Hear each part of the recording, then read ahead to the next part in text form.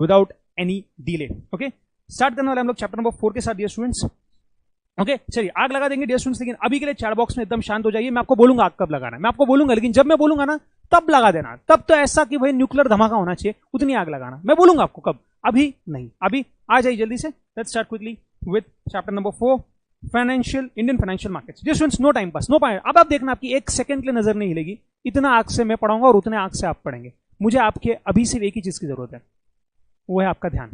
Right, बाकी आपका प्यार, आपकी दुआ, आपका आशीर्वाद, ये सब तो हमारे साथ हमेशा है, लेकिन अभी मेरे को एक ही चीज चाहिए, वो है आपका ध्यान। बाकी कुछ भी मत दिखाओ, ना चैट बॉक्स पे ना कहीं पे। Come, let us quickly start. Okay, चलिए तो देखिए स्टूडेंट्स, इंडियन फाइनेंशियल मार्केट में स्टार्ट करो चैप्टर नंबर 4। अब इसमें देखिए overview of Indian financial ecosystem. सबसे पहली बात ध्यान से देखना, इस चैप्टर में आधे से ज्यादा पार्ट वो है जहां पे सिर्फ हमें मार्किंग करनी है, क्योंकि डेटा है और वो डेटा बहुत ज्यादा इंपॉर्टेंट है। डेटा है और वो डेटा बहुत ज्यादा इंपॉर्टेंट है। ओके, सो आधे से ज्यादा पार्ट पे तो हमको सिर्फ और सिर्फ क्या करनी है, मार्किंग करनी है। मैं मार्किंग आपको देते जाऊंगा, कहाँ पे क्या करना है आपको, उतना ध्यान दीजिएगा। और जहां कॉन्सेप्ट आएगा डेफिनेटली वहां पे मैं स्लो होके आपको एक एक कॉन्सेप्ट प्रॉपरली बता दूंगा। है ना?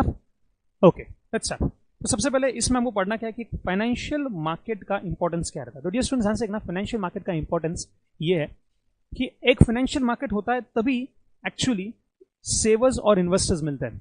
मतलब आपके पास है पैसा सेव करने के लिए, और बहुत सारे लोग ऐसा है जो कहीं ना कहीं इन्वेस्ट करना चाहते हैं। राइट, तो सेवर्स और इन्वेस्टर्स, इनको मिलाने के लिए जो सिस्टम हमको लगती है वो होती है financial system of the economy. ये एक मेन है। और दूसरा एक और इंपॉर्टेंस फाइनेंशियल मार्केट का है कैपिटल फॉर्मेशन।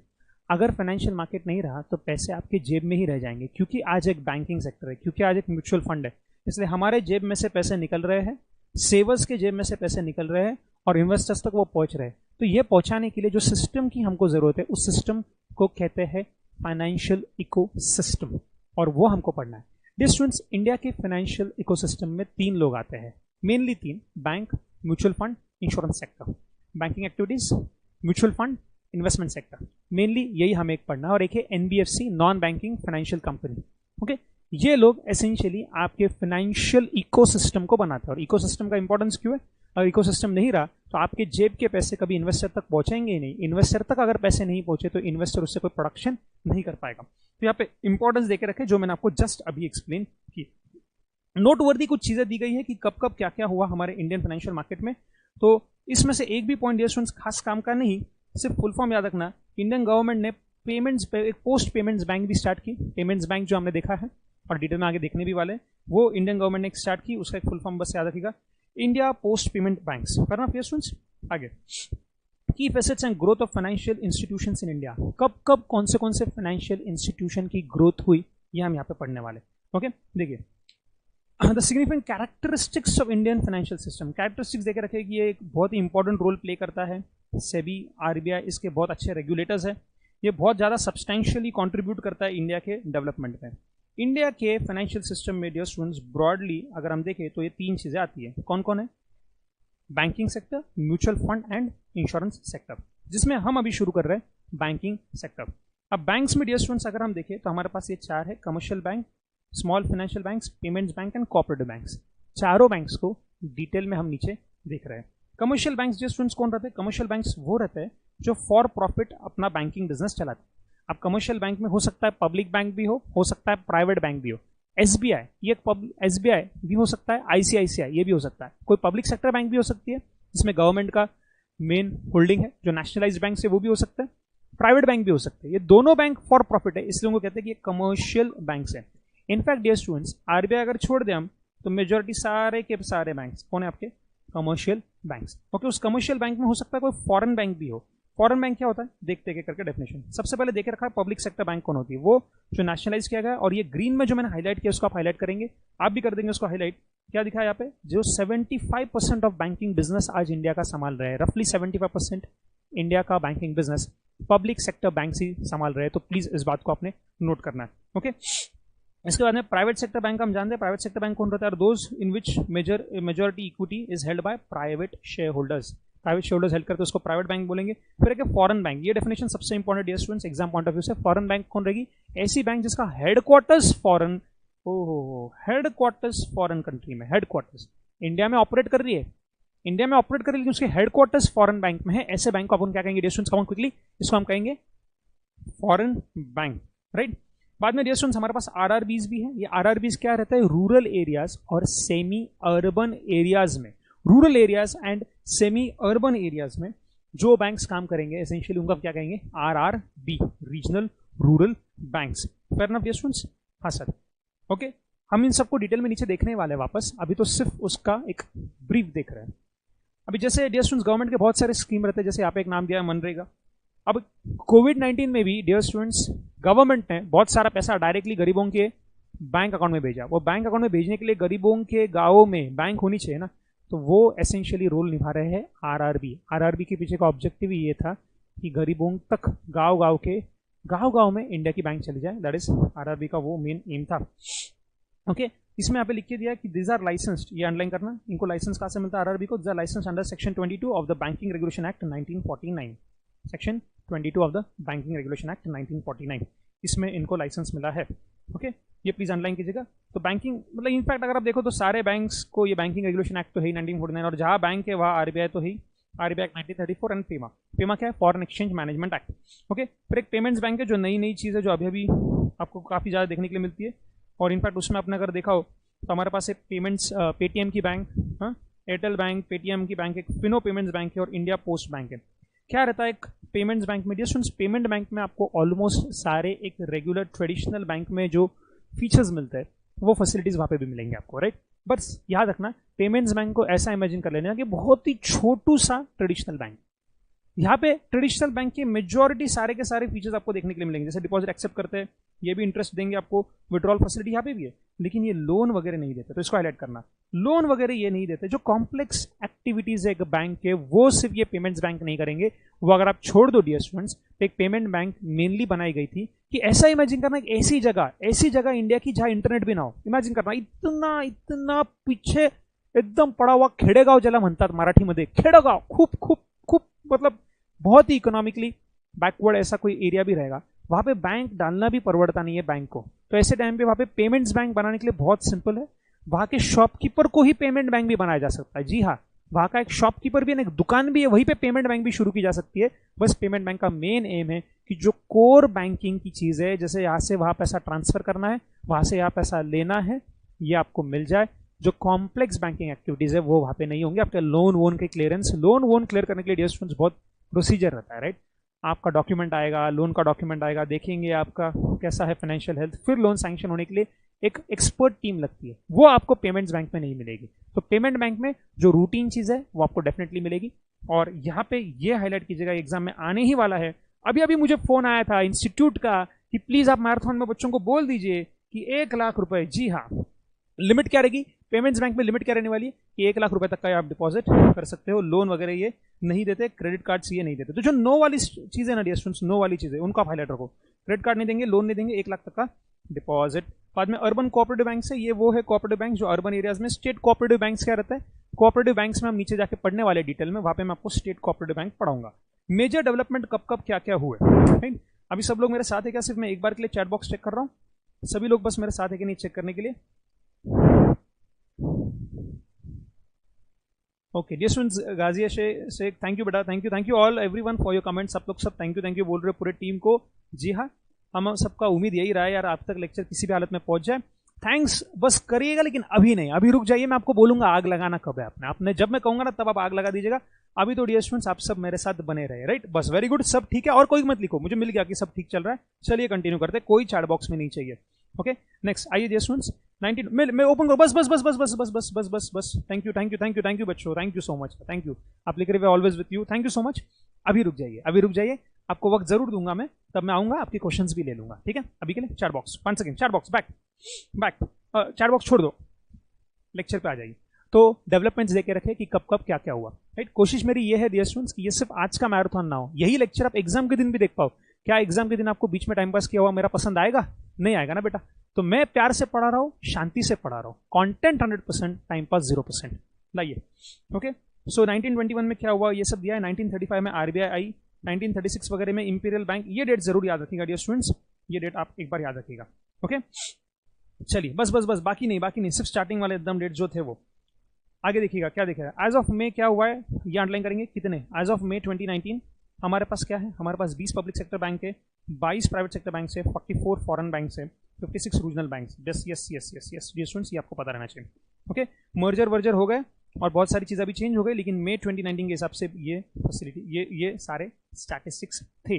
ओके, किसके किसके मर्जर हुए ये आ सकता है। आगे लिख के दिया जैसे 12 public sector bank including State Bank of India and Bank of Baroda. तो देखिए SBI, State Bank of India and Bank of Baroda, इनका भी मर्जर हुआ है।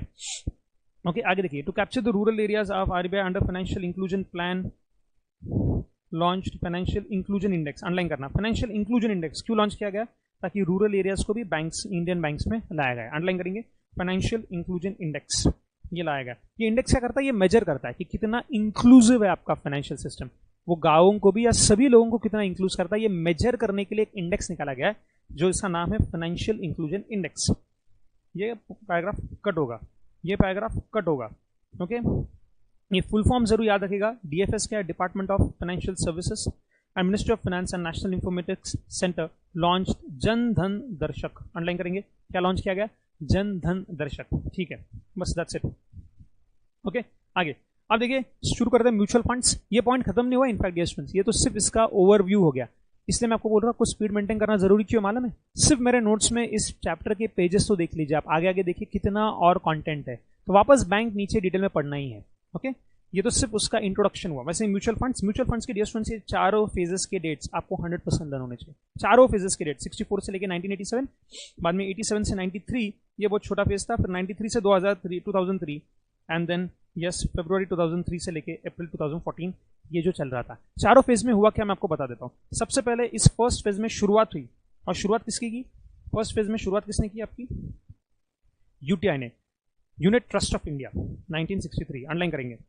तो म्यूचुअल फंड इंडस्ट्री इंडिया में स्टार्ट कब हुई, 1963। ये डियर स्टूडेंट्स आएगा ही आएगा, ध्यान से देखना। फर्स्ट फेज 64 का है, प्लीज फर्स्ट फेज 64 का है। यूनिट ट्रस्ट कब स्टार्ट हुआ, 1963 में स्टार्ट हुआ, तब हुआ उसके ऑपरेशन इफेक्टिव होने के लिए 64 से आप पकड़ समझ लीजिएगा, 64 से सारी चीजें स्टार्ट हो गई। तो 64 से लेके 87 ये आपका फर्स्ट फेज है। 4 फेज के डेट्स आपको याद रखने ही हैं। 63 में शुरू हो गया यूनिट ट्रस्ट ऑफ इंडिया के नाम से, 1963।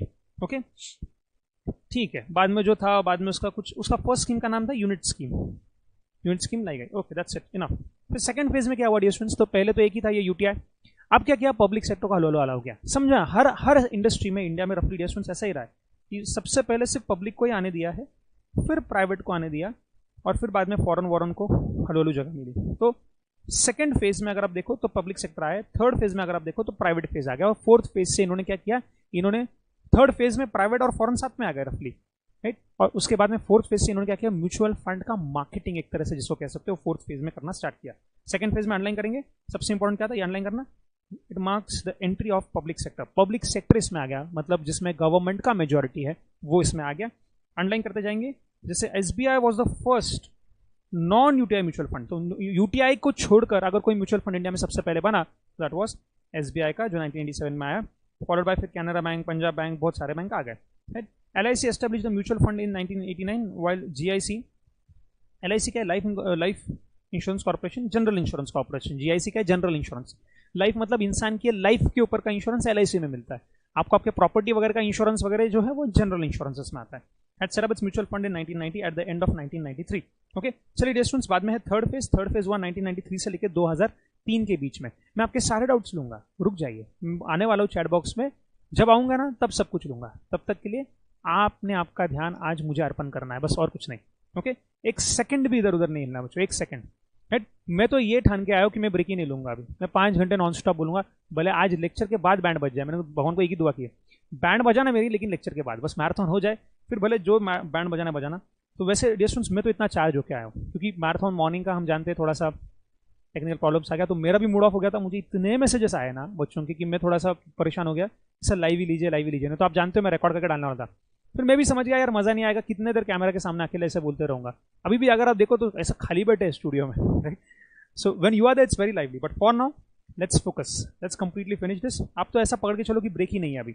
ओके, हाँ चलिए, zero time pass, 100% concept. Third phase कब हुआ, 1993 से लेकर 2003। इसमें क्या हुआ, अंडरलाइन करना।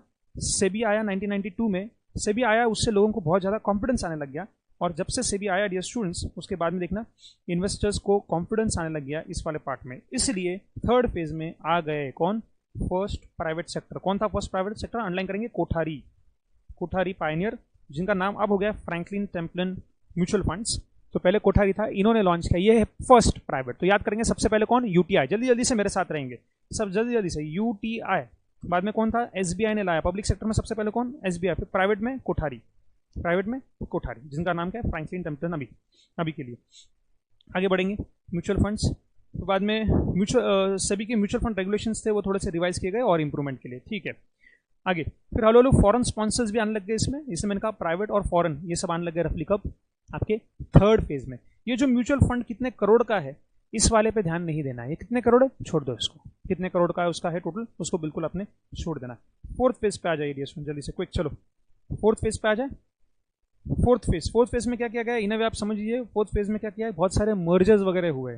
तो फोर्थ फेज में अंडरलाइन करना, fourth phase is characterised by several mergers. बहुत सारे मर्जर्स होने लग गए म्यूचुअल फंड में, और ये दिखाने लग गया कि म्यूचुअल फंड इंडस्ट्री अभी एक्टिव हो गई है, म्यूचुअल फंड बिजनेस सिंसियरली चल रहा है, कि मर्जर्स वगैरह होने लग गया। दिस शोज कि now people are interested in what you could say in gathering momentum to this industry, right.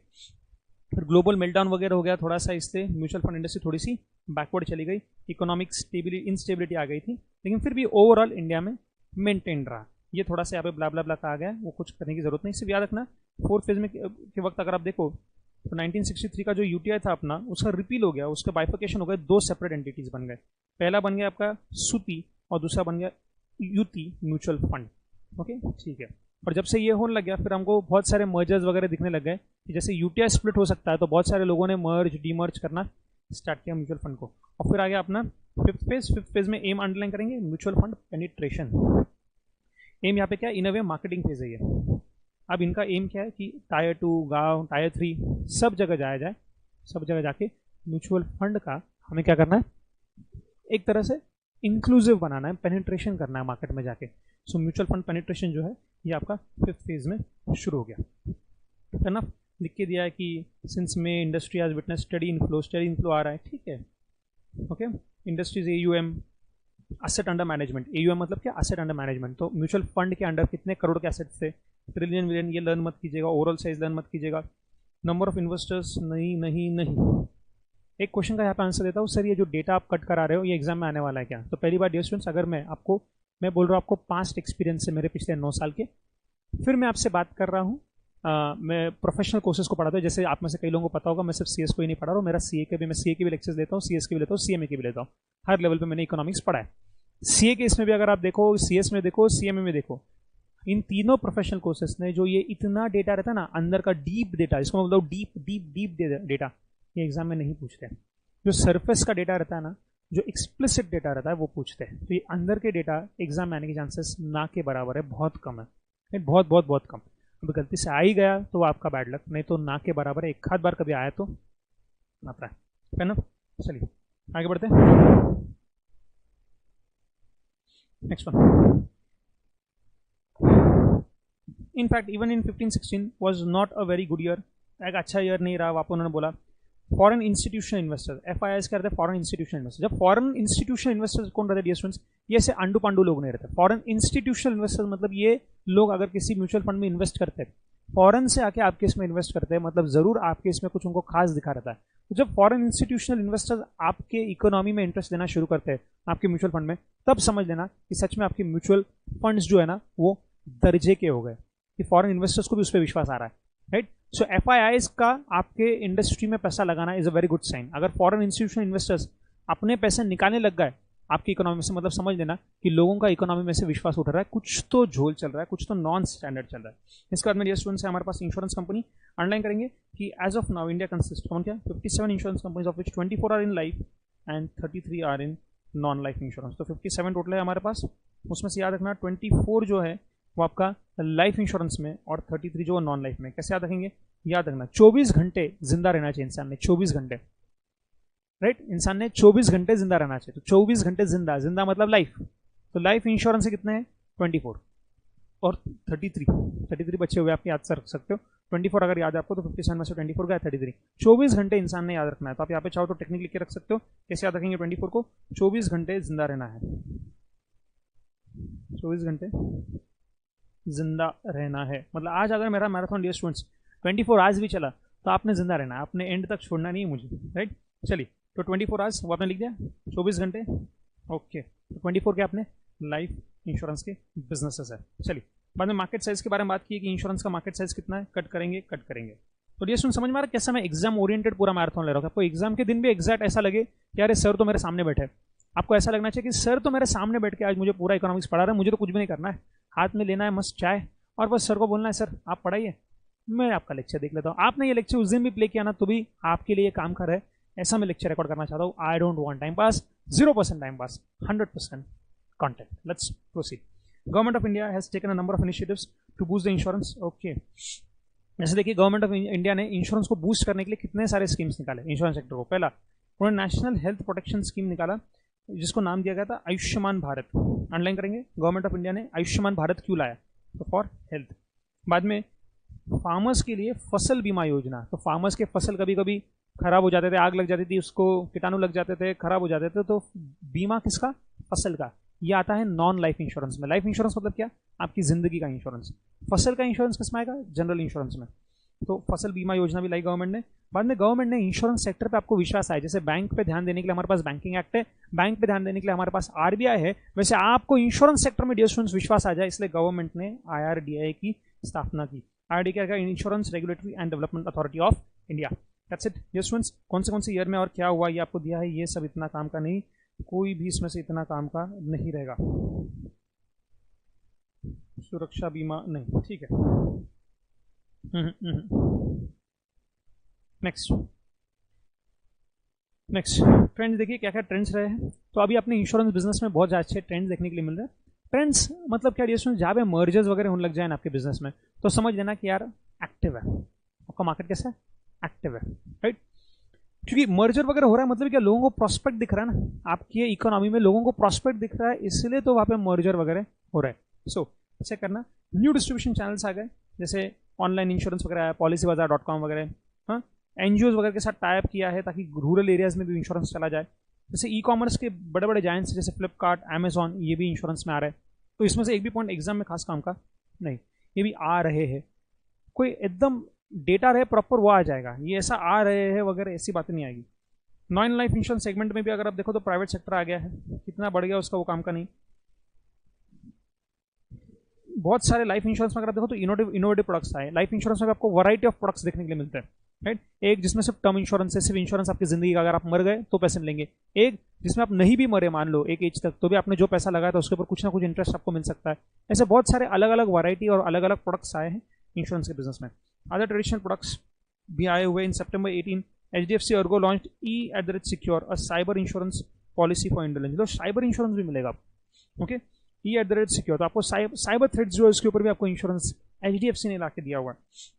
HDFC ERGO का वन ऑफ द अभी के इसमें एकदम सबसे, अगर आप लेटेस्ट मीडिया सुन देखो करंट अफेयर्स में, तो HDFC का प्रीमियम जो है लाइफ इंश्योरेंस पे वन ऑफ द लोएस्ट है, काफी लोएस्ट है, okay. HDFC ERGO is in advance talks to acquire Apollo. तो अभी HDFC टॉक्स में है टू एक्वायर अपोलो, ठीक है। ये भी इतना काम का नहीं, ठीक है। पूरा का पूरा पैराग्राफ डियर स्टूडेंट्स इन अ वे इतना काम का नहीं, तो आप चाहो दोस्तों थोड़ा सा कट करके रख सकते हो। क्यों, एग्जाम के दिन काम का, आज नहीं। अभी तो आज पढ़ना है, कट मतलब क्या, कभी नहीं पढ़ना है, अभी पढ़ना है। एग्जाम के दिन इसको पढ़ते मत बैठना, इतना काम का नहीं रहेगा, okay. Public and private sector banks, अभी देखो बच्चों एक एक करके शुरू हो रहे हैं बैंक्स। अभी एक एक को डिटेल में पढ़ना है, बैंक को, म्यूचुअल फंड को, नीचे फिर NBFCs भी है, राइट। एकदम एंड तक ताकत रखनी है बच्चों, कहीं पे भी हिलना नहीं। आपको दिख रहा है जब से स्टार्ट किया मैंने अब तक इधर उधर देखा भी नहीं है, मैं नॉन स्टॉप पढ़ा रहा हूँ, गला मेरा भी जल रहा है। आपको सिर्फ एक चीज करना है, आप भी मेरे साथ बने रहिए, सोचिए मत इधर उधर का कहीं पर। ऐसा पढ़ेंगे ना कि आज तो ऐसा होना चाहिए कि सर मैराथन खत्म, आप तो सर आज ही CSET की एग्जाम ले लो, इकोनॉमिक्स की आज ले लो एग्जाम, आज ही, बस हो गया पढ़ाई। इतना मैं DNA में डाल दूंगा, बस आप मेरे साथ बने रहिए। ये चैप्टर पहले जैसे मैंने कह दिया, ये बोरिंग चैप्टर है, इसमें डेटा बहुत है, राइट। इससे यहाँ पे आपका कॉपरेशन मैक्सिमम चाहिए, ध्यान 100% रखिएगा। चलिए, तो 1969 पूरा मैक्रो है, याद रखना। पब्लिक सेक्टर बैंक में डियर स्टूडेंट्स, ये डेट आपको याद रखनी है, जुलाई 1969, ये डेट ऑनलाइन करेंगे। सबसे पहले अगर हम बैंकिंग सेक्टर की बात करें तो पहले ईस्ट इंडिया कंपनी ने 3 बैंक एस्टेब्लिश किए थे, ये ऑनलाइन करेंगे आप। एक था bank of Bengal, Bombay and Madras, BBM, okay. BBM, Bengal, Madras and Bombay, ये 3 जगह पे बैंक थी, जिसका मर्जर हो गया, बाद में बन गई इंपीरियल बैंक, और यही इंपीरियल बैंक को बाद में ले लिया SBI ने। तो आज की जो आपका एसबीआई दिख रही है एक्चुअली इसके अंदर के जो बैंक है बहुत पुराने बैंक है, बहुत ज्यादा पुराने। तो वन सेकंड सबसे पहले बताएंगे, सबसे पहले कौन था मेरा, जल्दी जल्दी से quick quick quick quick quick. सबसे पहले कौन है, ईस्ट इंडिया इनका कंपनी ने 3 बैंक्स अपने पास रखे थे। 3 बैंक कौन से? सबसे पहला रहेगा मेरा बैंक ऑफ बंगाल, बॉम्बे, मद्रास, इन तीनों का मिलकर क्या बन गया, इंपीरियल बैंक। और इंपीरियल बैंक के बाद फाइनली अपने पास कौन है डियर स्टूडेंट्स, अब एसबीआई। ओके चलिए आगे देखेंगे। रिजर्व बैंक ऑफ इंडिया कब आई, 1935 में। बाद में पंजाब नेशनल बैंक और बाकी लोग आए, ठीक है, ये काम का नहीं। फिर बाद में कौन आया, रिजर्व बैंक ऑफ इंडिया कौन आया, 1935, ये अंडरलाइन करना। ओके फिर ये डेट आपको याद रखना है, जुलाई 1969, जुलाई 1969, ये डेट को याद रखना, ये रखना है 69 जुलाई 1969। यहाँ पे 14 बैंक्स को नेशनलाइज किया गया था। तो कई सारे बैंक्स, उसमें बहुत सारे गलत ऑपरेशन चल रहे थे, लोगों के पैसे डूब रहे थे। गवर्नमेंट ने समझा इनको नेशनल सिक्योरिटी देना बहुत ज़्यादा जरूरी है, इन अ वे देश की छत्र छाया देना जरूरी है, इसलिए इनका हो गया नेशनलाइजेशन 1969 में। बाद में एक और बार 1980 में नेशनलाइजेशन हुआ, तो अप्रैल 1980 इसको भी अंडरलाइन करके रखिएगा, बहुत इंपॉर्टेंट है। 2 टाइप के नेशनलाइजेशन हुए, 2 बार नेशनलाइजेशन हुआ। सबसे पहले पहला नेशनलाइजेशन, जल्दी क्विक, फर्स्ट नेशनलाइजेशन कब हुआ, जल्दी से पहला, अरे बोलो ना, अगर बोलेंगे नहीं तो कैसा होगा, बताइए पहला कब हुआ, जुलाई 1969। कितने बैंक्स को नेशनलाइज किया गया था, वापस 14 बैंक्स को नेशनलाइज किया गया। उसके बाद में भी और बच्चों बैंक को नेशनलाइज किया गया, कब, 1980 में और बैंक्स को नेशनलाइज किया गया था। चलिए प्रोसीड। ओके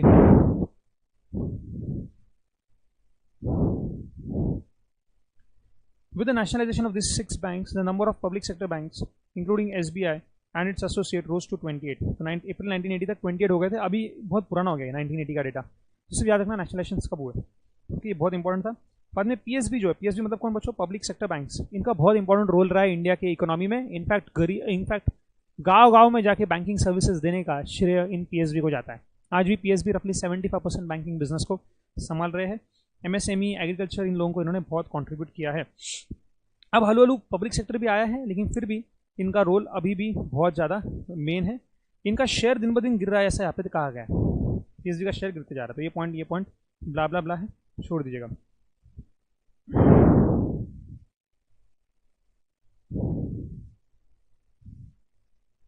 बस कहा गया है, फिर विद टेक्नोलॉजी के साथ ये पीएसबी जल्दी से चेंज नहीं हुए, और वो पीएसबी जो विद टेक्नोलॉजी नहीं चले वो आउटडेट हो गए। बैंक के मर्जर्स वगैरह हो गए, जो टेक्नोलॉजी के हिसाब से चेंज नहीं हो पाए उनको एक्वायर किया गया, राइट। ये सारी बातें हुई, कट कर देना। और recent drastic initiative of government of India is going to change the scenario. अब गवर्नमेंट ऑफ इंडिया क्या बोल रहा है, 10 पब्लिक सेक्टर बैंक्स को कहीं ना कहीं क्या करने वाले, ये मर्ज, 10 पब्लिक सेक्टर बैंक्स को ये मर्ज करने वाले to form 4 entities. This would take the number of banks in the country from 27 to 12। तो जो 27 थे 2017 में, वो 12 बन जाएंगे अगर ये मर्जर्स होने लग गए। तो गवर्नमेंट ऑफ इंडिया रफली 10 पब्लिक सेक्टर बैंक्स को 4 में कन्वर्ट करने वाला, इतने मर्जर्स करने वाला है। ओके इस पर भी कुछ खास डेटा नहीं आएगा, क्योंकि ये होने वाला टाइप में लिखा हुआ है, राइट।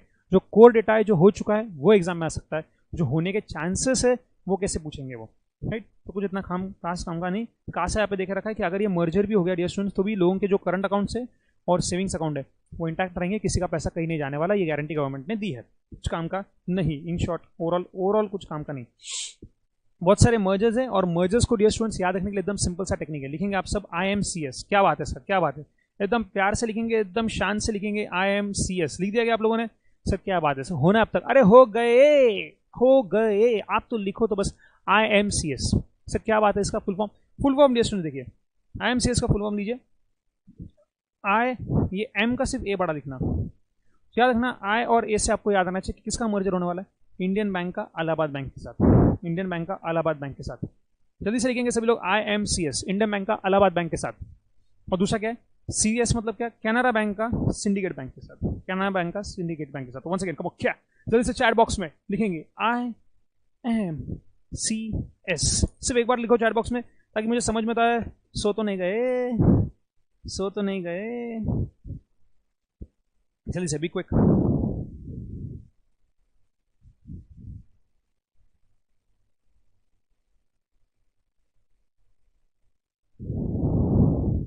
इको का ये चैप्टर सिर्फ जो है ना डियर स्टूडेंट्स, ये बहुत डेटा है इसमें, इसको कुछ नहीं कर सकते।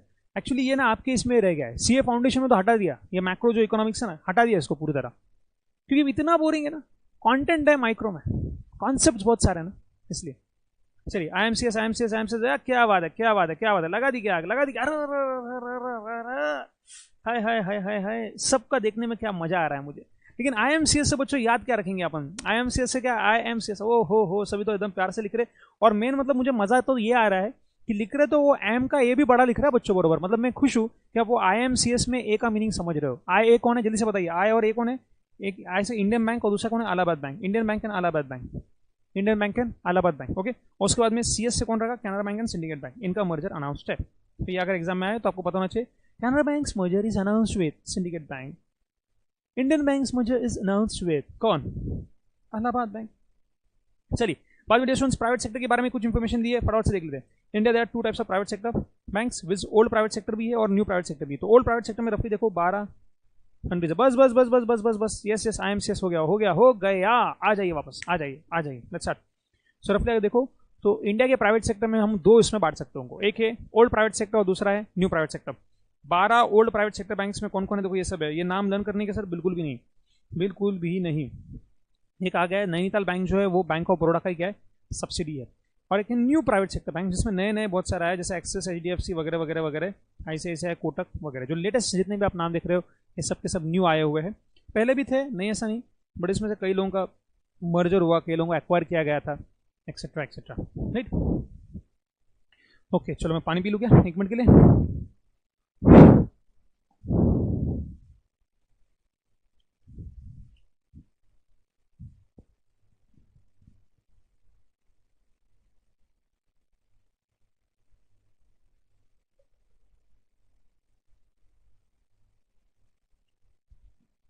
बस थोड़े बाकी है कि ये और एक इसका अगला, ये 2 थोड़े से बोरिंग से चैप्टर्स है, but let's do it, okay.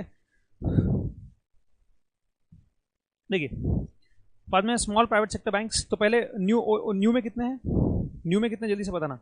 New private sector banks में हमारे पास रफली देखिए 9 है, और ओल्ड कितने 12, तो ओल्ड है 12 प्राइवेट बैंक्स, न्यू है हमारे पास 9, इतना काम का नहीं है ये डेटा, ओके। उनके नाम बिल्कुल भी मत पढ़ना। स्मॉल प्राइवेट बैंक्स, इनका मेन एम क्या रहता है, स्मॉल प्राइवेट बैंक्स मतलब क्या नाम में लिखा है स्मॉल प्राइवेट बैंक्स, ये किसके लिए रहते हैं, उन लोगों के लिए जिनको यूजुअली बैंकिंग के सर्विसेज नहीं मिलते, ऐसे लोगों को सर्व करने के लिए बनाए गए थे, राइट। तो इनको भी लाइसेंस कहाँ से मिलता है, इनको लाइसेंस है कि बेसिक फंडामेंटल बैंकिंग सर्विसेज दे सकते हैं, basic fundamental banking service, right, जैसे डिपॉजिट एक्सेप्ट करना, थोड़ा सा पैसा लेंड करना। मेन एम क्या रहता है इनका, स्मॉल फार्मर्स, माइक्रो फार्मर्स, इन लोगों को क्या करना आपने, क्या करना आपने, सर्विस देना है, ये रहता है अपने स्मॉल प्राइवेट सेक्टर बैंक्स। इसके बाद में तुरंत ये स्टूडेंट्स अपन लास्ट वाला चैप्टर जो 5th वाला वो भी खत्म कर देंगे, वो भी थोड़ा सा मैक्रो एक बार हो गया, फिर माइक्रो में तो देखो धमाल आएगा, धमाल धमाल। तो शुरू में आप थोड़े से एक्साइटेड रहते हैं, इसलिए मैंने कोशिश की जो एकदम ड्राई चैप्टर्स उनको पहले खत्म कर दूं, ताकि उसके बाद मज्जे है कि नहीं।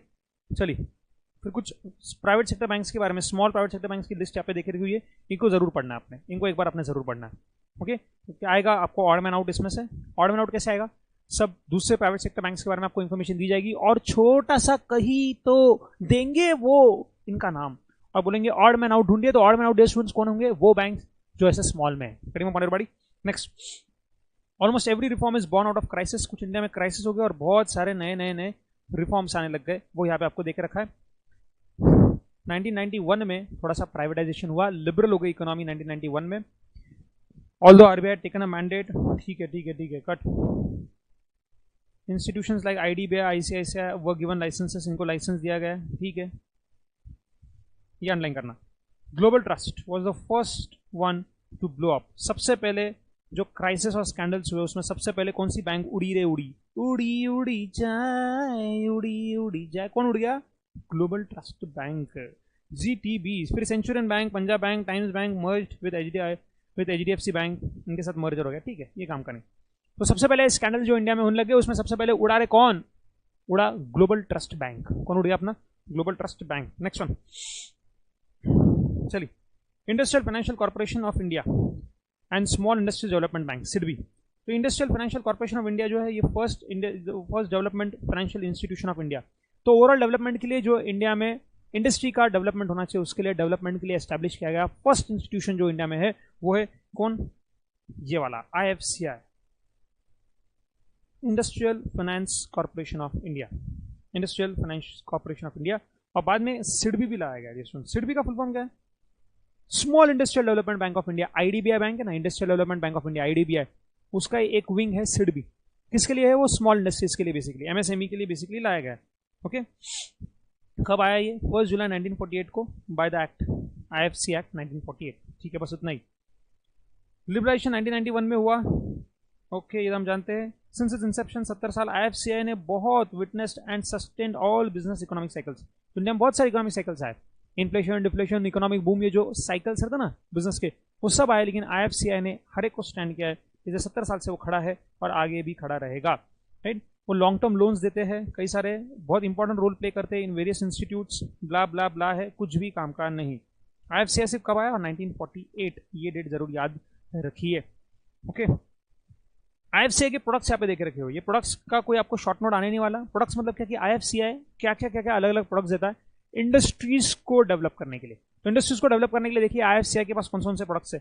तो पहला है लोन प्रोडक्ट्स, बहुत सारे लॉन्ग टर्म लोन देते हैं। प्रोजेक्ट फाइनेंस, प्रोजेक्ट फाइनेंस मतलब क्या?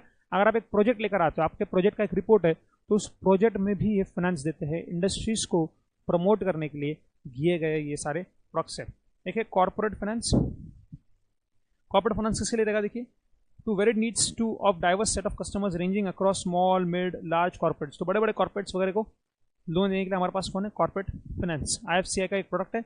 सिंडिकेट एंड एडवाइजरी सर्विसेज, तो अगर इंडस्ट्री सेटअप करनी है तो आपको उसके लिए अच्छे सर्विसेज देना, ये भी एक IFCI का काम है। तो IFCI मतलब क्या? Industrial finance corporation of India. तो इंडस्ट्रीज को फाइनेंस मिले, इंडस्ट्रीज का प्रमोशन हो, क्योंकि बढ़ेगी इंडस्ट्रीज तभी तो बढ़ेगा इंडिया का GDP। और कई सारे अलग अलग स्ट्रक्चर प्रोडक्ट्स भी। इसके अलावा डियर स्टूडेंट्स हमारे पास है सिडबी। सिडबी कब आएगा था? ऑनलाइन करना 2 अप्रैल 1990। ऑनलाइन करना 1 अप्रैल को लाने वाले थे, लेकिन लोगों को लगा रहा था कि वो अप्रैल फूल है, इससे 1 अप्रैल को ना लाते, उन्होंने लाया 2 अप्रैल 1990। सिडबी, स्मॉल लोगों को लगा कि 1 अप्रैल को अगर बैंक आ जाती तो उनके साथ अप्रैल फूल हो जाता, इसलिए उन्होंने लाया 2 अप्रैल को 1990 को। कौन? सिडबी। ये भाई ये सच नहीं है, ये तो मैं ऐसे ही मन की बात कर रहा हूँ, चलिए दिल पे मत लेना। ओके, सिडबी इनिशिएटिव क्या है? Aligned with the national goals, poverty हट जाए, एम्प्लॉयमेंट बढ़ जाए, MSME सेक्टर का कट। तब से लेके आज तक, 1990 में आई थी, तब से लेके आज तक उसने टायरलेसली बहुत काम किया इन प्रमोटिंग स्मॉल सेक्टर्स। इतने इतने करोड़ दिए, कट करना, कट करना, कट कट, इतने लोगों को सपोर्ट किया, नहीं। तो सिडबी कब आया? 2 अप्रैल 1990। फुल फॉर्म सिडबी का याद रखना है आपने। तो 1990 में सेटअप हुआ, फिर माइक्रो फाइनेंस को उन्होंने एस्टेब्लिश किया 1995 में, टेक्नोलॉजी, हाँ, setting up SIDBI venture capital. ठीक है, ये सब इतना अंदर अंदर का नहीं आएगा। ओके, ये आएगा, ये फेमस स्कीम थी इंडिया की मुद्रा, जैसे 2015 में सेटअप हो गई। ओके, फिर बहुत सारा इन्होंने कंप्यूटर को भी लाया है, टेक्नोलॉजी के साथ ये चेंज हुए हैं, कंप्यूटर सिस्टम्स को भी इन्होंने लाया है, वो सब यहाँ पे लिख के दिया कि कब कब कब कब क्या क्या लॉन्च किया गया है। ओके, चलिए नेक्स्ट। बाद में RRBs हम जानते हैं, रीजनल रूरल बैंक्स। एम क्या था इनका? ये इनका एम है रूरल और सेमी अर्बन एरियाज में गवर्नमेंट के प्रोजेक्ट्स को पहुंचाना, right. So providing banking facilities, carrying out government operations गांव गांव में वो चलाना, ये इनका काम है।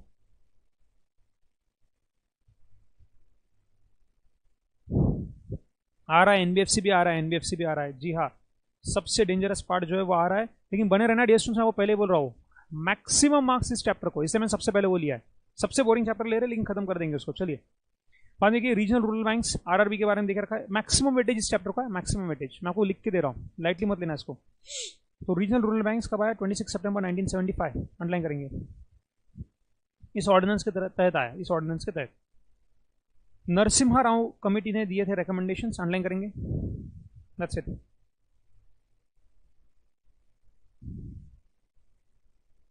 कोऑपरेटिव बैंक्स पे आइए, लास्ट वाले पे हम आ गए ऑलरेडी। डिस्टेंस याद रखना, इंडिया में कोऑपरेटिव बैंक्स जो है, ये कोऑपरेटिव बैंक्स मेनली कैसे फंक्शन करते हैं? कोऑपरेटिव बैंक्स भी बैंक जैसे रहते हैं, बट इसमें शेयर्स रहते हैं, शेयर्स देकर ये बैंक बनाई जाती है। कोऑपरेटिव बैंक मतलब जो एक तरह का कोऑपरेशन रहता है, जैसे मान लीजिए एक जैसे एक समाज के एक प्रोफेशन के लोग रहते हैं ना, तो उनके में कोऑपरेशन रहता है। सिमिलरली कोऑपरेटिव बैंक, तो अपने अपने एरिया का एक छोटा छोटा सा मिलकर लोगों ने बनाया हुआ एक बैंक रहता है to cooperate with each other, that is cooperative bank. Cooperative bank में डिस्टेंस याद रखना, फेडरल स्ट्रक्चर है। फेडरल स्ट्रक्चर मतलब सबसे लोएस्ट रंग पे, एकदम सबसे नीचे के नीचे में कौन है? अपना प्राइमरी क्रेडिट सोसाइटी। तो सबसे नीचे उसको बोलते हैं प्राइमरी क्रेडिट सोसाइटी। इनफैक्ट अगर आप देखो डियर स्टूडेंट्स, तो नीचे मैंने चार्ट फॉर्मेट में उसको यहाँ पे देख रखा हुआ है, यहाँ पे देखना, डायरेक्टली चार्ट फॉर्मेट पे आ जाइए। सबसे नीचे कौन है? Primary credit society, lowest. फिर इसके ऊपर कौन है? सेंट्रल कोऑपरेटिव बैंक, जो डिस्ट्रिक्ट लेवल पे, अंडरलाइन कर लिख लेना वहाँ पे। फिर कौन है यहाँ पे? सेंट्रल कोऑपरेटिव बैंक, जो कौन से लेवल पे? डिस्ट्रिक्ट लेवल पे। और बाद में हमारे पास स्टेट लेवल पे कौन है, स्टेट कोऑपरेटिव बैंक्स। कौन है, जल्दी से बताइए, state cooperative banks. Okay, the 4 types of cooperative banks, 4 types है उसके, 4 टाइप देखिए। सबसे पहले कौन सा, स्टेट कोऑपरेटिव बैंक। हमने पहले देखा ये कौन से लेवल पे, स्टेट लेवल पे काम करती है, जिसका मेन काम क्या है, सुपरविजन करना। फिर बाद में प्राइमरी कोऑपरेटिव बैंक, ये क्या, सबसे लोएस्ट लेवल पे। फिर एक primary cooperative bank, state cooperative bank, और सबसे अब सॉरी इनफैक्ट जो बीच में रहेगी वो कौन रहेगी, central, right, central cooperative bank. तो लोगों को लगता है सेंट्रल मतलब ये तो एकदम नेशनल लेवल पे रहेगा, नहीं, by the word central they mean there in between, क्योंकि वो इन दोनों के बीच में, इसलिए नाम उसका सेंट्रल कोऑपरेटिव बैंक दे गया। लोएस्ट लेवल पे प्राइमरी, डिस्ट्रिक्ट लेवल पे सेंट्रल, स्टेट लेवल पे state cooperative banks. Okay, these banks are organized and operated at district level and can be of 2 types, cooperative banking union, mixed control cooperative banks। ठीक है, in the first members of the bank are cooperative societies only, however in the second members can be cooperative societies as well as individuals। तो ये जो है mixed control, नाम में लिखा है, कंट्रोल किसके पास है, 2 लोगों के पास, कोऑपरेटिव सोसाइटी के पास भी है और इंडिविजुअल्स भी है। जबकि कोऑपरेटिव बैंकिंग यूनियन क्या है, ये यूनियन है सिर्फ और सिर्फ कोऑपरेटिव सोसाइटीज का। चलिए फटाफट से, रेगुलर लेक्चर में बहुत डिटेल में दिखाया था आपको, एग्जाम पॉइंट ऑफ व्यू से अभी पढ़ा रहा हूं मैं। कोऑपरेटिव सोसाइटीज ही है इस यूनियन में, नाम में लिखा है, यूनियन का नाम क्या है, कोऑपरेटिव बैंकिंग यूनियन। तो इसमें कौन है, सिर्फ और सिर्फ कोऑपरेटिव सोसाइटी। उसके नीचे नाम दिया मिक्स्ड। मिक्स मतलब समझते हो क्या, मिक्स्ड भाई, मिक्स्ड में कौन आएंगे, जल्दी से बताना, मिक्स में कौन आएगा, मिक्स में आएंगे हमारे, बताओ, इंडिविजुअल्स भी और कोऑपरेटिव सोसाइटीज भी, इन दोनों ने मिलकर बनाया, इसलिए उसका नाम दिया मिक्स्ड कोऑपरेटिव बैंक्स। ओके, फिर हम जानते हैं ये स्टेट लेवल पे है। प्राइमरी लेवल मतलब कि ये सबसे लोएस्ट लेवल पे है, अर्बन और सेमी अर्बन रीजन्स में। फिर ये स्टूडेंट्स एक लैंड डेवलपमेंट बैंक से, लास्ट वाला लैंड। तो 3 लेवल अपन देख लिए, प्राइमरी, चलिए जल्दी से बताइए, प्राइमरी लेवल पे, सेंट्रल लेवल पे, और कौन है, स्टेट लेवल पे, पीसीएस। प्राइमरी लेवल पे भी है, सेंट्रल लेवल मतलब ये क्या, डिस्ट्रिक्ट लेवल हो गया, और स्टेट लेवल पे कौन है, state level cooperative bank. District level पे कौन है, सेंट्रल, और एकदम लोएस्ट रूरल और सेमी अर्बन एरियाज में कौन है, प्राइमरी। पीसीएस, स्टूडेंट्स पीसीएस मतलब समझते हो, प्रैक्टिसिंग कंपनी सेक्रेटरी। जी हाँ, प्रैक्टिसिंग कंपनी सेक्रेटरी पीसीएस वैसे ही है। 3 फेडरल लेवल्स, फेडरल सिस्टम है यहाँ पे। फेडरल सिस्टम मतलब क्या, गवर्नमेंट, उसके अंदर गवर्नमेंट, वैसी बात होती है। कंट्रोल, उसके अंदर कंट्रोल करने के लिए और कोई तो सबसे पहले स्टेट, उसके अंदर सेंट्रल, उसके नीचे primary cooperative banks. Students PCS, practising company secretaries. चलिए, बाद में हमारे पास एनबीएफसीज के बारे में भी इंफॉर्मेशन देकर रखा है। एनबीएफसीज के पहले मैं शुरू करूं, जल्दी से आप लोगों को अब तक का यहाँ पे समझ में आ गया कि लास्ट वाला पार्ट हमारा सबसे इंपॉर्टेंट है, वो है एनबीएफसी। ओके, सबसे इंपॉर्टेंट पार्ट है। सभी लोग यहाँ पे आ गए कि नहीं, एक बार आ गए हो तो जल्दी से मुझे चैट बॉक्स में लिख के बताइए। पीसीएस आपको बनना है क्या, प्रैक्टिसिंग कंपनी सेक्रेटरी। क्या बात है, पीसीएस बनेंगे हम लोग। जल्दी से चैट बॉक्स में एवरीबॉडी पीसीएस। चलिए।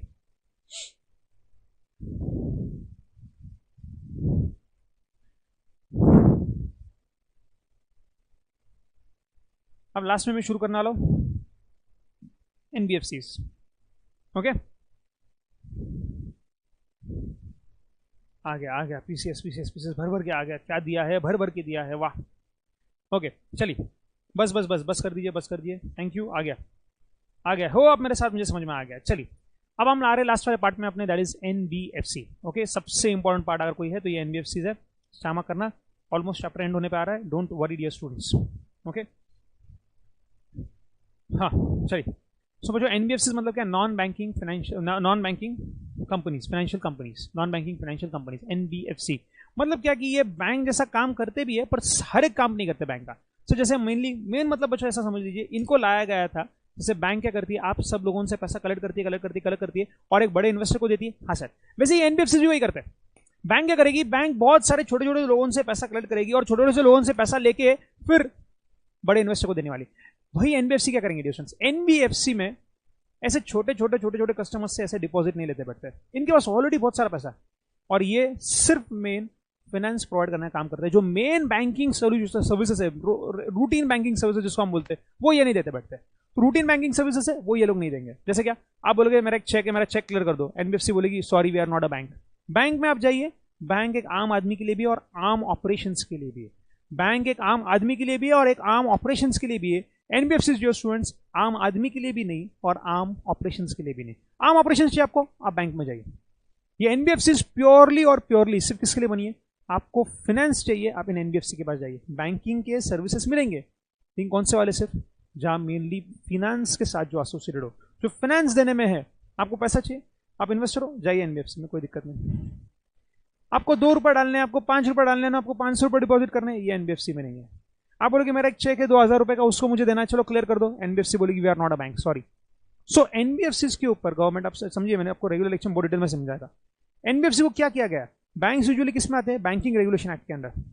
एनबीएफसी एक कंपनी है, कंपनी एक्ट के अंदर आती है। So this is a more what you could से ट्रेडेबल फॉर्म ऑफ बिजनेस। जब आप एक कंपनी हो, so you become more tradable. And bank the very much covered under the banking act, NBFC companies act में आते हैं। So company के बहुत सारे फीचर्स इनके पास है, लेकिन क्योंकि ये बैंकिंग के सर्विसेज नहीं देते, इसलिए और बैंक के रेगुलेशंस उतने नहीं है जितने बैंकिंग एक्ट ने बैंक के ऊपर डाले हुए।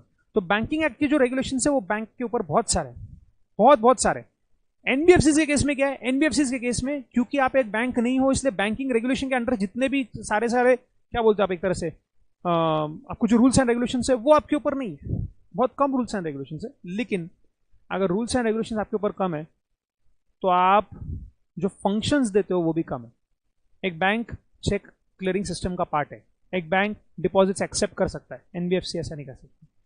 तो सिर्फ मेनली फाइनेंस के ऊपर फोकस करते हुए जो स्कीम जो कंपनी है वो है एनबीएफसी। रेगुलर बैंकिंग सर्विसेज वो नहीं देती। तो जो सबसे मैं आपका क्वेश्चन देगा वो यही कि सर बैंक और एनबीएफसी में फर्क क्या रहता है, तो याद रखना बैंक जो है वो बैंकिंग रेगुलेशन एक्ट के अंदर आता है, एनबीएफसी जो डियर स्टूडेंट्स वो एक कंपनी है, कंपनीज एक्ट के अंदर वो आएगी। फिर एनफ चीज सब। चलिए, अब एनबीएफसी में बहुत सारे टाइप है और उसमें से एक क्वेश्चन एग्जाम में आने ही वाला है, तो प्लीज आप जल्दी से इसको स्टार मार्क लगा दीजिए।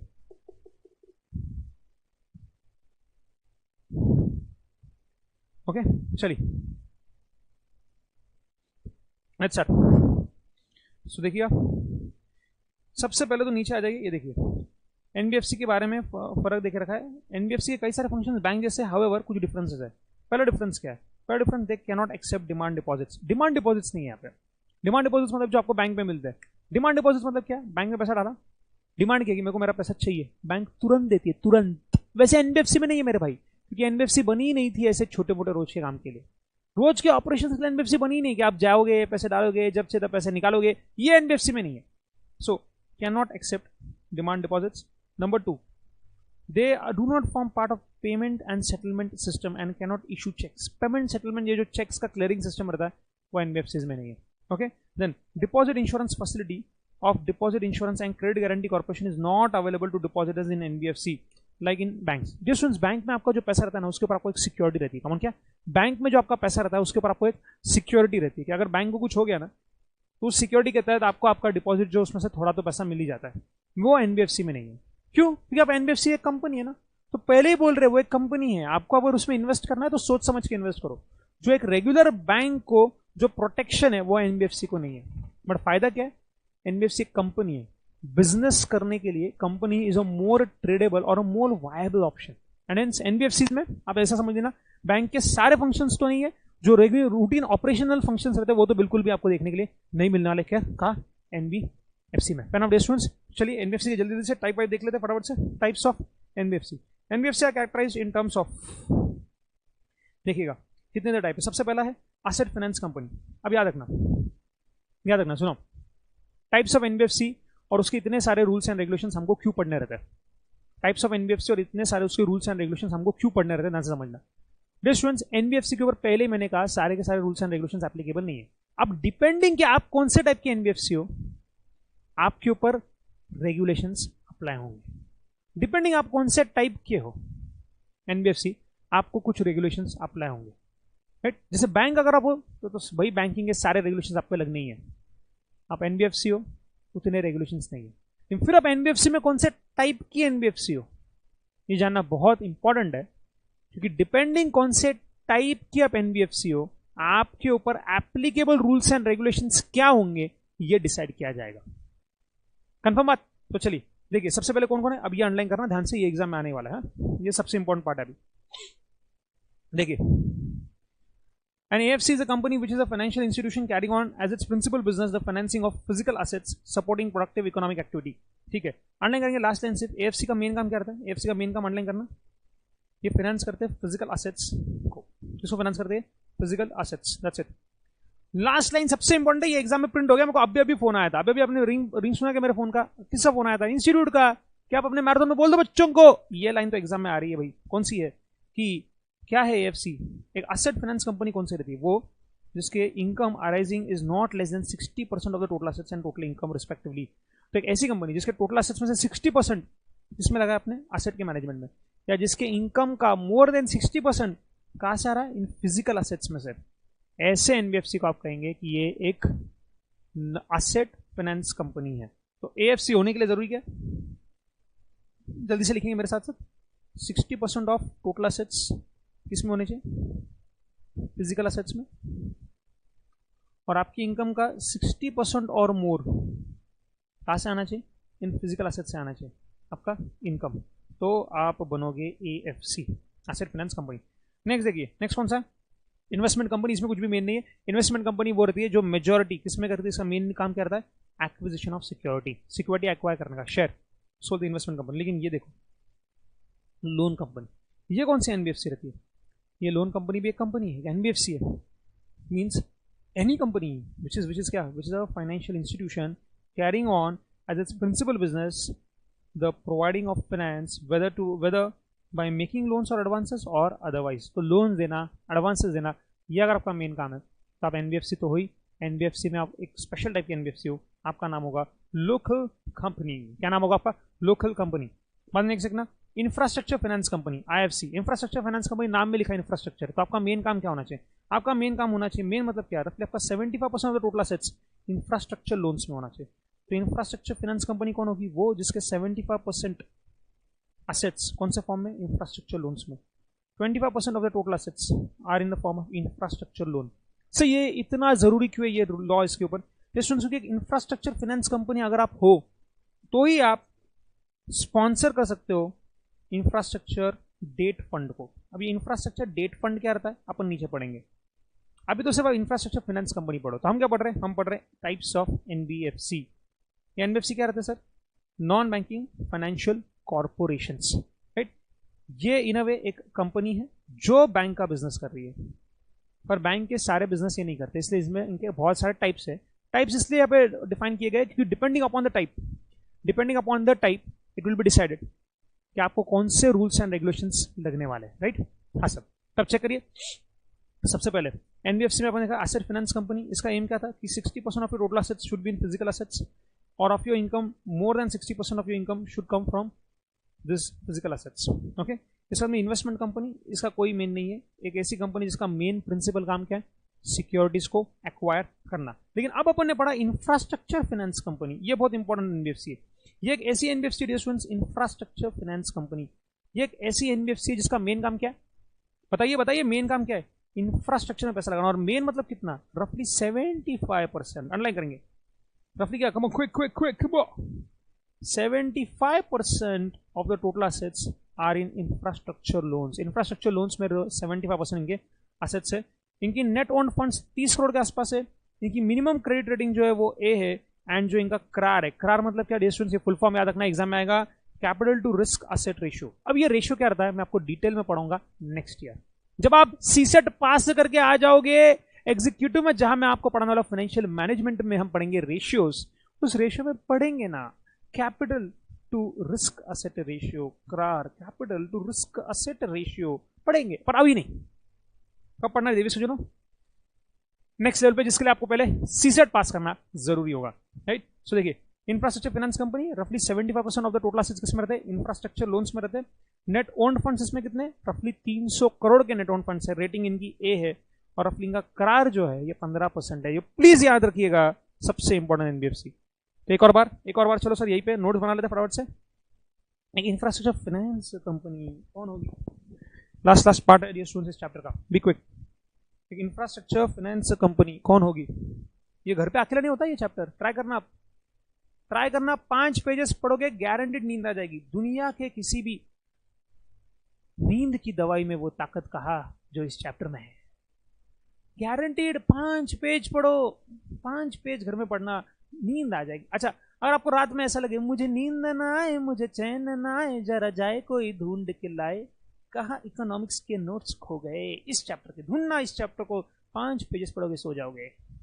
तो ये घर में अकेले होता नहीं, इसलिए यहाँ पे अपन सबके साथ करें देवी सूचन हो, इसलिए यहाँ पे ही कर लो, घर पे करना बहुत मुश्किल जाता है इस चैप्टर को। सो देखेंगे इंफ्रास्ट्रक्चर फाइनेंस कंपनी, इसके 75% ऑफ द टोटल एसेट्स किसमें रहते हैं, be quick quick quick quick किसमें रहेंगे, इंफ्रास्ट्रक्चर में। ओके, और 300 करोड़ से ज्यादा की इनकी नेट वर्थ रहती है, नेट वर्थ रेटिंग इनकी ए के ऊपर की, और क्रार जो रेशियो इनका रफली 15% होना चाहिए। ओके, चलिए आगे बढ़ लूं मैं।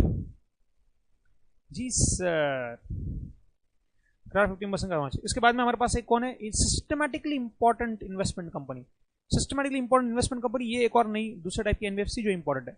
ऊपर अपन इन्वेस्टमेंट कंपनी पढ़ा, इन्वेस्टमेंट कंपनी मतलब कोई भी नहीं रहे, एक ऐसी एनबीएफसी जिसका मेन काम है इन्वेस्टमेंट, मतलब ही क्या है, टू एक्वायर शेयर्स, वो इन्वेस्टमेंट कंपनी बनती है। पर अगर आप सिस्टमैटिकली इंपॉर्टेंट इन्वेस्टमेंट कंपनी बनना चाहते हो, सिस्टमैटिकली इंपॉर्टेंट, तो कौन है डिस्टेंस उसमें, चलिए चलिए। ओके, निधि बोल रही है सर, थैंक यू निधि बेटा, थैंक यू। निधि बोल रही है सर ये चैप्टर में तो बहुत नींद आती है, लेकिन आप लेते हो इससे तो कोई दिक्कत नहीं, बिल्कुल भी नींद नहीं आ रही। थैंक यू यार, थैंक यू, वही तो अपना काम है बच्चों, है ना। ये चैप्टर आप घर पे नहीं कर पाओगे, इसलिए मेरे साथ ही करो, ये आपके लिए बहुत ज्यादा काम का और फायदे का रहेगा। Plus I am very sure आप एकदम जोरदार खाना वाना खा के आए होंगे, इससे डेफिनेटली थोड़ी दिक्कत तो होनी है। बट बच्चों एक चीज बोलू क्या, लाइफ में ना आगे बढ़ना है ना, एक सिंपल एक 2 मिनट लेता हूं मैं आपको, सिर्फ 2 मिनट लेता हूं, 2 मिनट में आपको एक्स्ट्रा ज्ञान दे रहा हूं, एचजीटी बाबा का ज्ञान लो।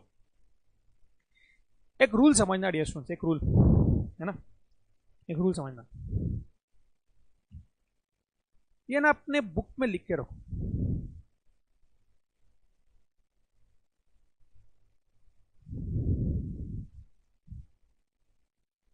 सिंपल, लाइफ में ये रूल फॉलो करोगे ना, बहुत आगे जाओगे, बहुत आगे जाओगे। फालतू का टाइम वेस्ट आपका जिंदगी में बचेगा। कुछ लोगों का ना आदत रहता है, अरे मेरी किस्मत बुरी है, इसके ऊपर रोते बैठते हैं, अरे मेरी जिंदगी में कितनी बुरी चीजें चल, इसमें रोते बैठते हैं, अब मेरी जिंदगी सबसे बुरी है, इसमें रोते बैठेंगे। है सबकी जिंदगी में प्रॉब्लम्स, लेकिन ये रूल लाइफ में आता है, कभी जिंदगी में किसी को ब्लेम मत करो, किसी को कुछ भी हो तुम्हारे साथ, ब्लेम करने का ही नहीं, जान दो अभी, ठीक है, किसी ने बुरा भी किया ना, कोई फायदा नहीं ब्लेम करने का, कि जितना वक्त उसको ब्लेम करने में अपन घलाएंगे ना, उससे अच्छा उतने वक्त में ऐसा कुछ जोरदार करो कि उसको भी दिखे यार उसने बहुत बड़ा आदमी खो दिया, बहुत अच्छा आदमी खो दिया। No complain, no excuse. Chapter कैसा है, पढ़ाई कैसी है, भाड़ में जाए, मुझे मेरा गोल दिख रहा है सामने सीएस, मुझे बनना है सीएस, कोई नहीं, कुछ बोलने का नहीं, no blame, no complain, no excuse. अभी आप ये ऐसा पढ़ रहे हो, अब एग्जीक्यूटिव में आओगे, आपको लॉ में कुछ कुछ सब्जेक्ट्स है, जैसे चैप्टर है जैसा फेमा, फॉर्चुनेटली सारी की सारी टीम एकदम डायनामिक है, जो बैठे यहाँ पे आपको एकदम भारी का देने के लिए। लेकिन डियर स्टूडेंट्स, इतना कंटेंट, इतना लॉ में इतनी सारी चीजें, इतनी लर्न करने पड़ती चीजें, रूल याद रखेंगे लाइफ में, no blame, no complain, no excuse. जिंदगी में कभी किसी को ब्लेम मत करो अपने लाइफ के लिए, कभी कंप्लेन मत करो कि मेरी जिंदगी में बुरा चलन, मेरी वाट लगी हुई है, नो एक्सक्यूज, कुछ भी हो जाए बहाना नहीं देने का। जब जिंदगी में या दिमाग में बोल दो ना तेरे दिमाग को, अपने दिमाग को, ये मेरे भाई इतना सुन, मेरे को एक्सक्यूज भी मत दे, ब्लेम भी मत ला, कंप्लेन भी मत कर, तो आपका ब्रेन ना खुद रास्ता ढूंढ ले। No blame, no complain, no excuse, that's it, let's do it. आइए आइए आइए आइए आइए, चलिए लेट्स स्टार्ट। अभी इंफ्रास्ट्रक्चर डेट फंड हम क्या पढ़ने वाले, हाँ हम पढ़ रहे थे ये वाला systematically important infrastructure investment company. तो बच्चों यहाँ पे एक मिनट, ये क्या था, एसेट फाइनेंस कंपनी, क्या था इसका, 60% ऑफ टोटल एसेट्स किसमें होने चाहिए, फिजिकल एसेट्स में। अपना इनकम का भी 60% कहाँ से आना चाहिए, इन फिजिकल एसेट्स से।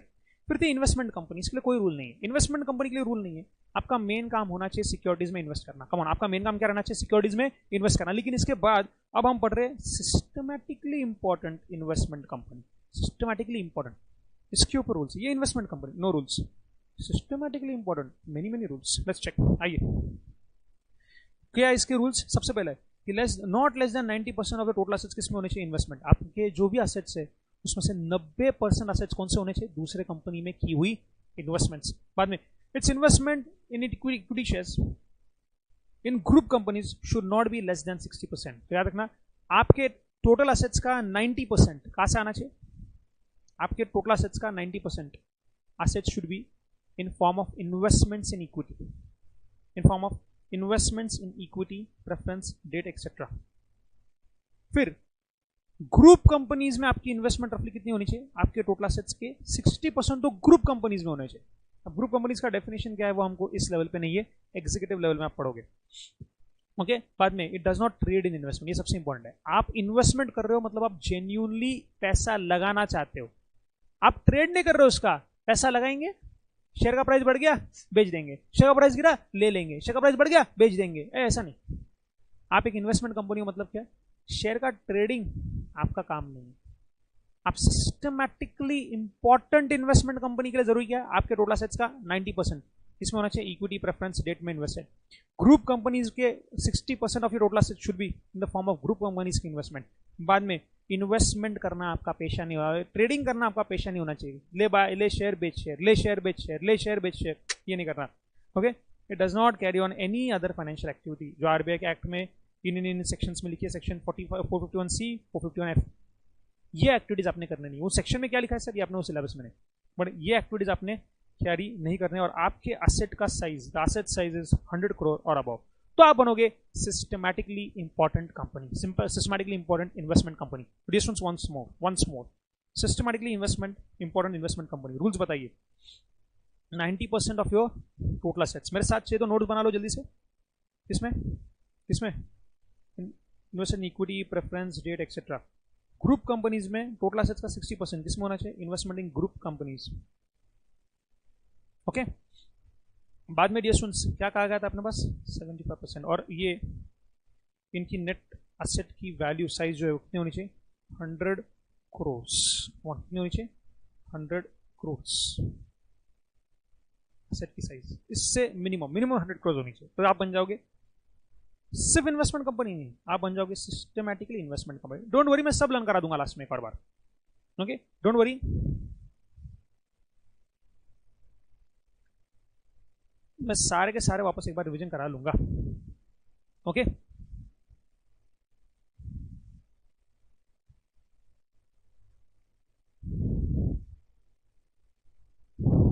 ओके। फिर ये है देखिए इंफ्रास्ट्रक्चर डेट फंड, ये मैंने आपको ऊपर ही पढ़ा था।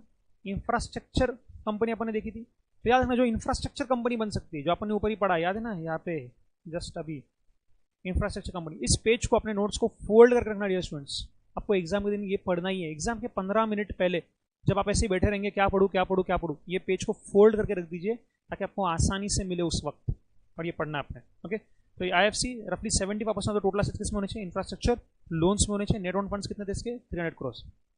ये एक IFC जो रहता है वही स्पॉन्सर कर सकता है किसको, एक इंफ्रास्ट्रक्चर डेट फंड को। इनका मेन काम क्या रहता है, लॉन्ग टर्म डेट देना इंफ्रास्ट्रक्चर प्रोजेक्ट्स को।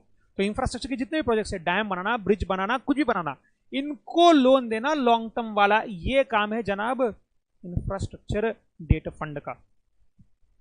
ओके, मिनिमम 5 साल का मैच्योरिटी रहता है। ये जो इनका देते, ये जो लोन देते हैं डेट, मिनिमम 5 साल का मैच्योरिटी, रुपीज में भी दे सकते हैं, डॉलर्स में भी दे सकते हैं। और लिख दिया only infrastructure finance company IFC can sponsor infrastructure debt fund. तो जो इंफ्रास्ट्रक्चर कंपनी है जिसका 75% of total assets in the form of infrastructure, loan to infrastructure, बाद में देखे रखा था 300 करोड़ के आसपास का इनका नेटवर्थ, वही कंपनी ऐसे इंफ्रास्ट्रक्चर डेट फंड को स्पॉन्सर कर सकती है। ओके, बाद में देखिएगा एक है micro finance institute. Micro finance institute क्या है, एक नॉन डिपॉजिट है, ये लोन वो डिपॉजिट एक्सेप्ट नहीं करते आपसे। Having not less then 85% of the total assets in nature of qualifying assets. अब क्वालिफाइंग असेट्स कौन रहते हैं, ये जो अपन नीचे पढ़ेंगे अभी, क्वालिफाइंग असेट्स। तो एक माइक्रो फाइनेंस इंस्टीट्यूट कौन बनेगा, जिसके 85% ऑफ द असेट्स इनमें से कोई होने चाहिए, इनमें से कोई। आपके टोटल असेट्स का 85% इन चीजों में होने चाहिए। तो कौन से है क्वालिफाइंग असेट्स। तो देखिए आपने एक बोरोवर को दिया है गांव में आपने बोरोवर को दिया जिसका house hold income not exceeding 1 lakh हो, और अर्बन एंड सेमी अर्बन जहां इनकम नॉट एक्सीडिंग 1,60,000। तो आपने बोरोवर कौन सा, आपने ऐसे आदमी को लोन दिया है जो गांव में लाख रुपए कमा रहा है, नॉट मोर देन लाख, या सेमी अर्बन एरिया में 1,60,000 से ज्यादा नहीं कमा रहा है, ऐसे आदमी को आप लोन दो चलेगा।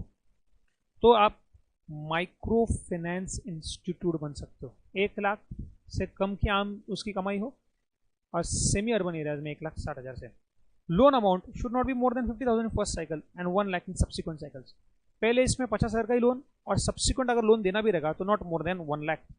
ओके, टोटल इंडेप्टनेस, एक बोरोवर को कभी भी 1 लाख से ज्यादा का लोन नहीं जाना चाहिए। किसी भी एक बोरोवर का at any given point of time 1 lakh से ज्यादा आउटस्टैंडिंग नहीं होना चाहिए उसका।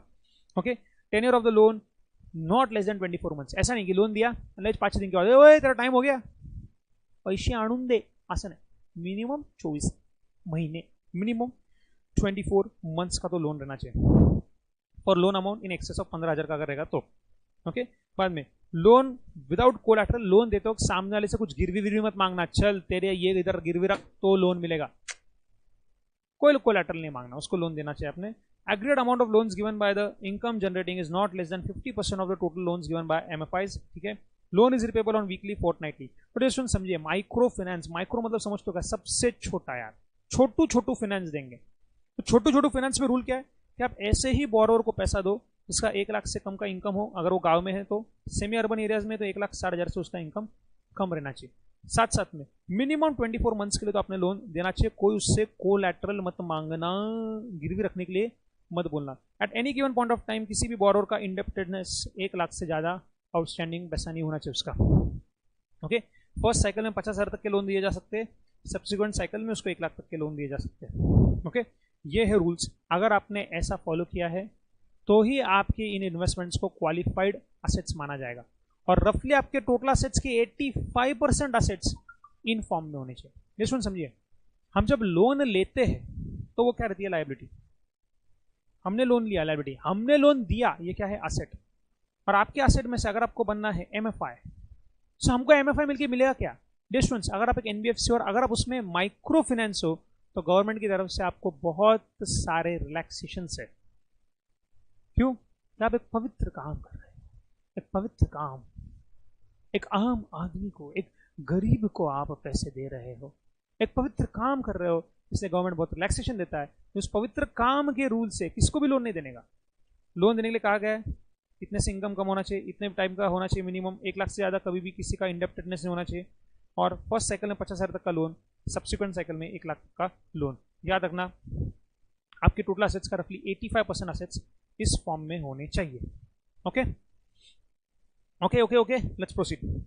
हाँ, लास्ट वाले 2 पॉइंट्स। बाद में dear students, non banking financial company factors, NBFC. NBFC factor क्या रहता है, is a non deposit taking NBFC engage in the principal business of factoring. The financial assets in the factoring business should constitute at least 50% of the total assets. Underline करना। Factoring मतलब क्या है, ऐसा समझना। Factoring मतलब आपके balance sheet में, एक शॉर्ट में अगर मुझे आपको एक लाइन में पढ़ाना है, आपके बैलेंस शीट में जो भी आपके डेटास दिखते हैं यहाँ पे, जब आपके रिसीवेबल्स रहते हैं, राइट, ये रिसीवेबल्स अगर एक एनबीएफसी ने खरीद लिए, एनबीएफसी ने खरीद लिए, ये एनबीएफसी कहलाएगा फैक्टर। मतलब क्या कि ये डेटर्स है आपके पास 50 लाख के, आपके पास टाइम नहीं है डेटर्स को फोन करने के लिए, आपके पास टाइम नहीं है कि डेटर्स के साथ ये ध्यान रखा जाए कि भाई तू पैसे लाके दे, फॉलो अप रखना, कितने दिन हो गए तूने पैसे अब तक लाकर नहीं दिए, आपके पास ये टाइम नहीं है। आपने क्या कर दिया, आपने दे दिया ये काम एक एनबीएफसी को। तो एनबीएफसी एक ऐसी एनबीएफसी जो आपका ये काम लेगा, कौन सा काम है, ये डेटर्स का। एक ऐसी एनबीएफसी जो आपका ये काम ले लेगा, आपके डेटर्स खरीद लेगा, ऐसे एनबीएफसी को आपको कहना है ये कौन सी एनबीएफसी हुई भैया, ये हो गई हमारी, बताओ, फैक्टरिंग वाली एनबीएफसी। इसको बोलते हैं फैक्टरिंग सर्विस देना, कि हम आपके ले लेंगे क्या, डेटर्स, हम आपके ले लेंगे डेटर्स, आपको ध्यान रखने की जरूरत नहीं है, तो आपने वो ले लिया इसलिए वो आपके एसेट बन गए। तो ऐसी फैक्टरिंग की सर्विसेज अगर आप दे रहे हो, आप बाकी लोगों को फ्री करते हो, बाकी कंपनीज को फ्री करते हो कि आपको आपके डेटर्स पे ध्यान रखने की जरूरत नहीं है, उनसे पैसा हम वसूल करेंगे। अगर ऐसा है तो आप कहलाओगे एक फैक्टरिंग वाली एनबीएफसी। और उसके लिए एक रूल ये है कि आपके टोटल असेट्स में से 50% असेट्स ऐसे नेचर के होने चाहिए जहां पे आपने लोगों के क्या खरीद लिए, जैसे एयर कंडीशन खरीद, तो ये एसेट है कि नहीं, हाँ। बट अगर आपको ये वाला एनबीएफसी बनना, फैक्टरिंग वाला, तो आपने क्या खरीदना चाहिए, आपने लोगों के डेटास खरीदने चाहिए। आपके टोटल असेट्स में से रफली 50% असेट्स ऐसे वाले होने चाहिए, तो आप कहलाए जाओगे, कमॉन, क्या कहलाए जाओगे आप कहलाए जाओगे एक फैक्टरिंग वाले एनबीएफसीज। फिर आप स्टूडेंट्स, ओके सर, चलिए proceed. Mortgage guarantee company. Mortgage guarantee company क्या देखिए, are financial institutions for which at least 90% of the business turnover is mortgage guarantee business, और at least 90% of the gross income is mortgage guarantee. तो याद रखना, आपके income का या आपके एसेट्स का अगर 90% मॉर्गेज वाले से आता है, मॉर्गेज गारंटी के बिजनेस से, तो आप बन जाओगे mortgage guarantee non banking financial company, या शॉर्ट में mortgage guarantee company.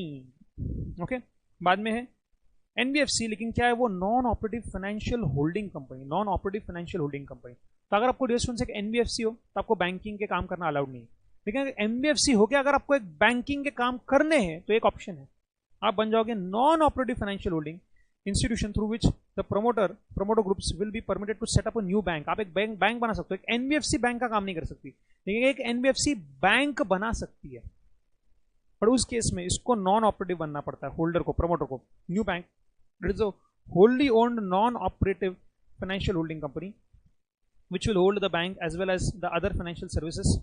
Company is regulated by RBI and other financial sector regulators to the extent permissible under the applicable regulatory prescriptions. इसका meaning क्या है स्टूडेंट्स, यहाँ पे समझना।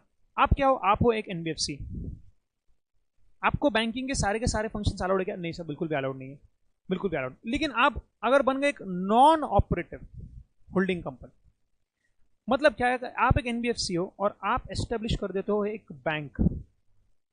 अब ये बैंक बैंकिंग के सारे बिजनेस कर सकती है क्या? बिल्कुल, पर फिर इसके ऊपर RBI act, banking regulation act के जितने भी रूल्स है वो एप्लीकेबल हो जाएंगे। ये है एक बैंक। एनबीएफसी बैंक का काम कर सकती है नहीं, लेकिन एनबीएफसी एक बैंक बना सकती है। तो ऐसी एनबीएफसी जो ऐसे बैंक को होल्ड करती है, इन दैट केस इसको बोलना पड़ेगा नॉन ऑपरेटिव होल्डिंग कंपनी।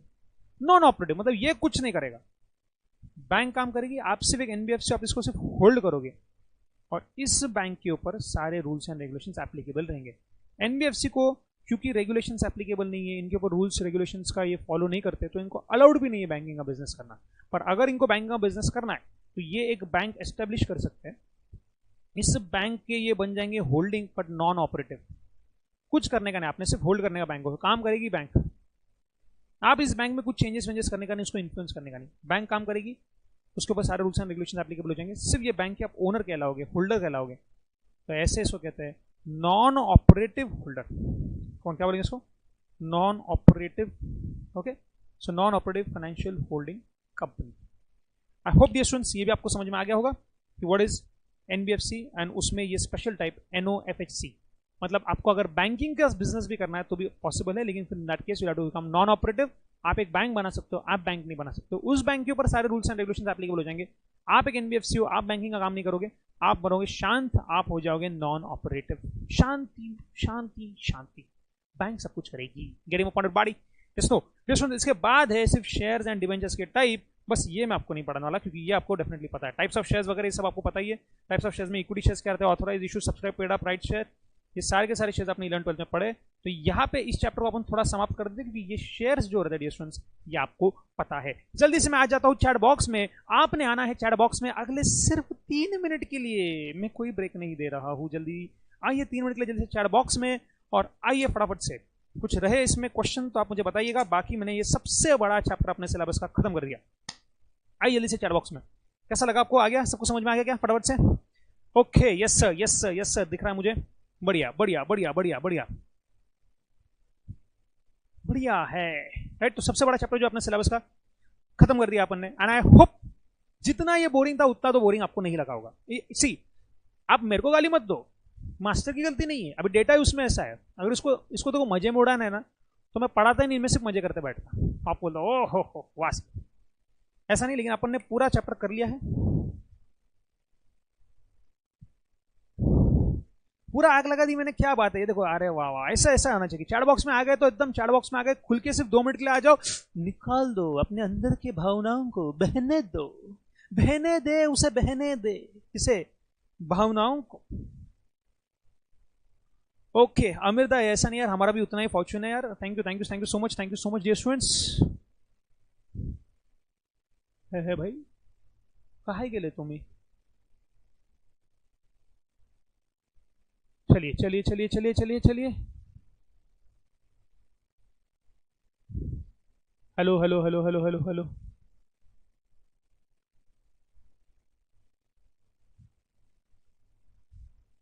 मजा आ गया ना? मजा आ गया? Thank you Karishma, thank you बेटा, thank you thank you thank you thank you.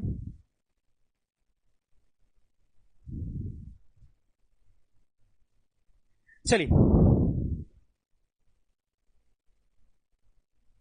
Okay, तो चलिए सबसे बड़ा चैप्टर जो था अपने सिलेबस का खत्म हो गया। सिर्फ एक पार्ट मैंने आपको खुद पढ़ने के लिए रखा डियर स्टूडेंट्स, और वो जो खुद मैंने आपको पढ़ने के लिए बोला हुआ चैप्टर पार्ट है वो कौन सा है? That is a part of share types of shares, types of debenture. But 12th पास होना तुम लोग, कॉपी करके तो पास नहीं हुए?